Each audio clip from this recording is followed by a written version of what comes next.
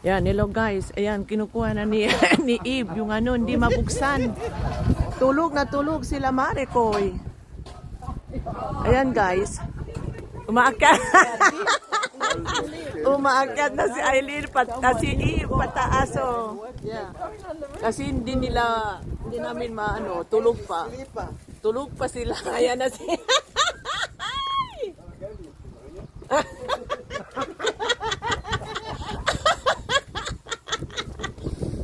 Ah, di ba? Grabe talaga. Tulog na tulog.